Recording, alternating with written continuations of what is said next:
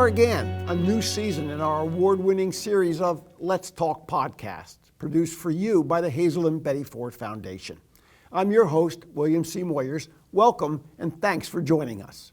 Today we discuss how to give students their best shot at growing up into resilient young adults, specifically by building strong school communities that support each student's success by improving what happens to them at school. From school culture and climate to the influence and effectiveness of teachers and school educators. Nobody knows this better than Angela Jerabek, the founder and executive director of BARR Center, based in Minnesota. Welcome, Angela. Thank you so much. Our focus today really is in how we are going to build resilient students in a post-COVID world. Before we dive into that, I want to ask you, where does your personal passion for this subject come from? So I'm really driven, quite frankly, by the incredible talent that our young people have, and quite frankly, the amount of dedication that our educators have. I mean, educators chose this profession to try to really support young people, and I don't feel like the system necessarily is always aligned to realize that. But there is just incredible amounts of gifts that exist both with our educators as well as with our students. So the passion becomes in, as you'll hear, really kind of how do we disrupt the system to realize those. And you were a K through 12 teacher for a long time. I was. So I'll kind of even lean into how BARR began. So I was a licensed K-12 music instructor, and then I had my license in secondary school counseling. Started my career off in a first-ring suburb right outside of Minneapolis, St. Louis Park High School. And I went 5 years running where half the students failed a class. So I was not feeling particularly successful in this career choice. So after the 5th year, I went to the principal at the time to say, I think I should resign. Clearly, I do not have what it takes. And he was really a fantastic administrator and said, yeah, this isn't you. It's not our school. This is the national average. About half the 9th graders fail a course. You should really come up with another system to be able to change that.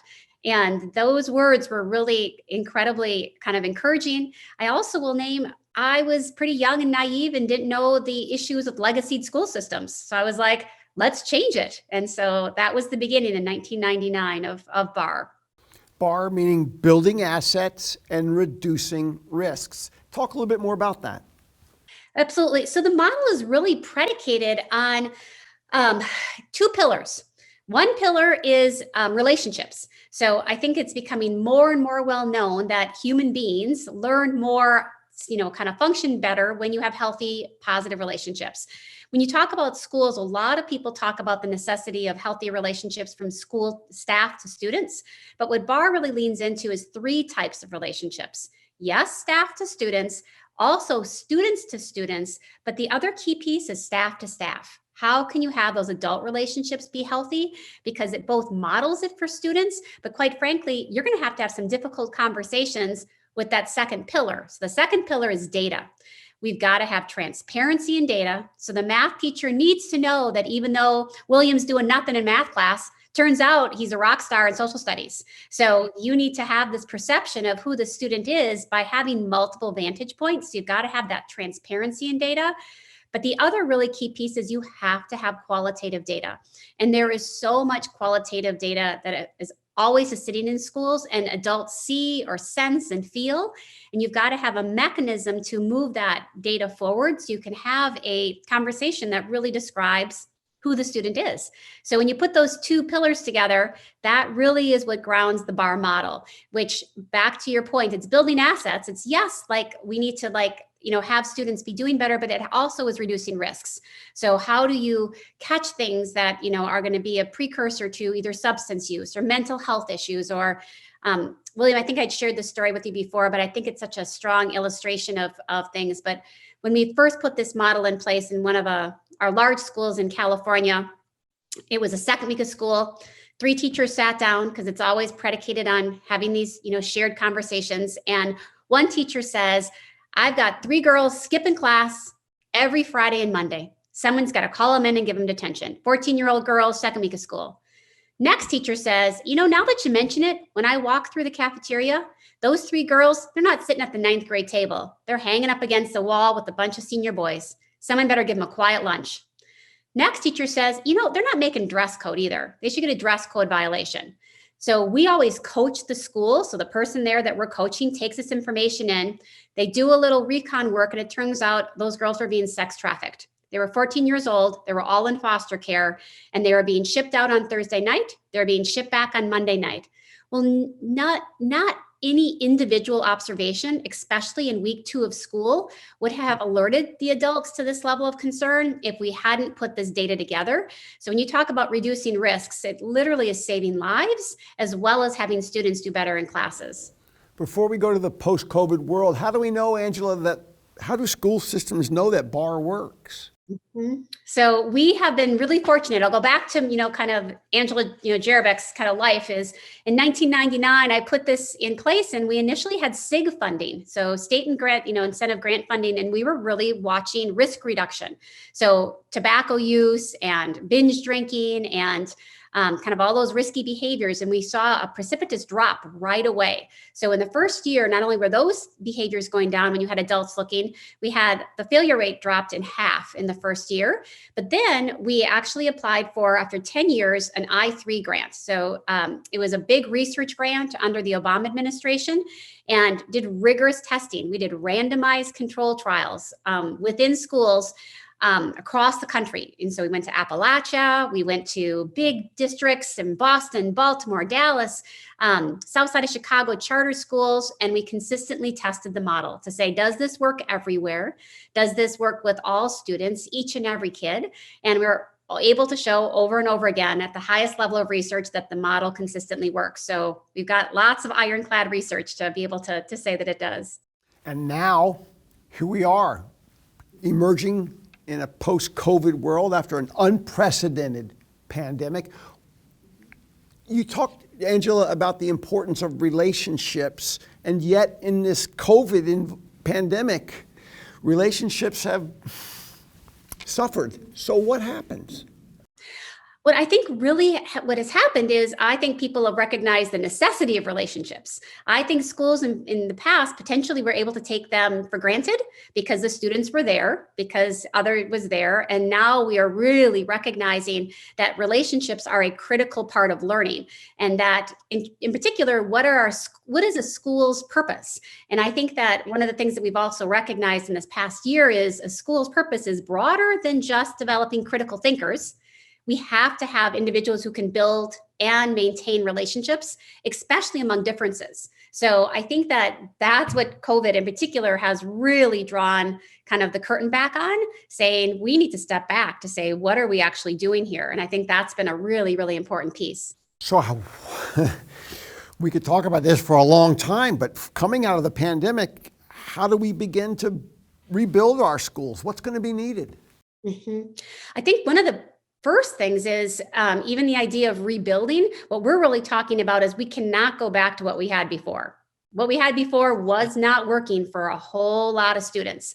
So this pause has given us time to actually say, what should we be creating to actually work for our students? And I've been using the phrase lately, a lot of times, there's always a lot of conversation of we have to get our students ready for school. How do you get the 5-year-old ready for school? And I think the focus needs to be, how do we get our schools ready for our students now? So what do we need to do as a system, as an organization, to make sure that we're meeting these students' needs? Because what you're talking about in particular, after COVID, basically every student now has at least got a 1 on the ACEs. Everyone has some trauma. Many have had even more exacerbated by this, but you have to be able to have a system ready to receive that, to identify that, and get the individuals the care that they need so they can do well and become critical thinkers. But we can't go back to, let's open a math book, chapter 3, problem 4. We talk so much about students, and of course we do. We want our students to do well.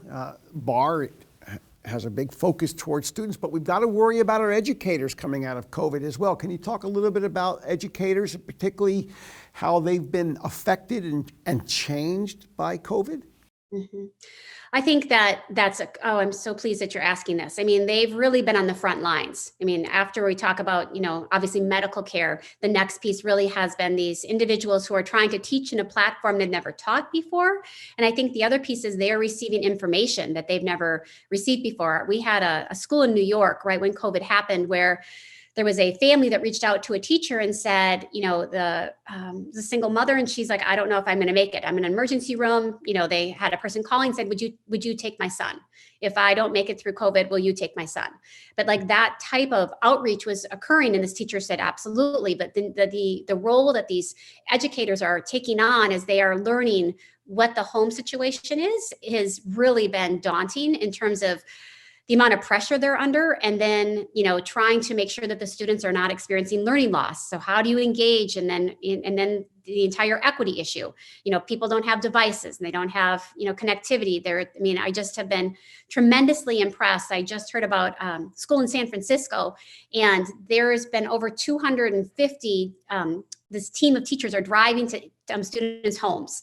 So if the students aren't logging in, they're driving in, to the school, to the student's home to be like, are you okay? How can we kind of check on you? But after we get through this, we absolutely need to be spending time on, are our adults okay that are doing this? Just like we're talking about the same issue, in terms of our medical care workers. Angela, we have about 5 minutes left. Coming out of COVID into 2021 and beyond, are there some aspects of school experience that will never go back to what was considered, quote, normal before? Mm-hmm. I think a number are. So I'll go back to, if this was a year ago and we did a poll to all the schools across the country and said, how many of you could do a K-12 distance learning platform? I think you would have a very low number of hands go up. I think the reality is everyone has done something. So I think that what we've first of all learned is a lot of the parameters that we've imposed and said we can't ever do that, that's not true. So a lot of the things that we said are impossible, that is not the case. For example, if there is a student who says, I want to take an advanced level math class, the school will no longer be able to say, oh, we don't offer that, because somebody offers that. They can do it remotely. So this access, in particular to rigorous courses, is a thing. There's been talk about, will there ever be a snow day again? So it's snowing. So we have, virtual instruction. I think the other piece is educators, I believe, have really started to break up those silos to realize that we need to work as a team, and I can't just stay with my math department. And I think that is something that we will never go back to. So I think there's many things, but I think those are ones kind of right away that won't be something that will ever have to be a barrier again in the future. Probably our last question, Angela. How will BARR adjust in a post-COVID world to meet the challenges and the opportunities ahead? Mm-hmm.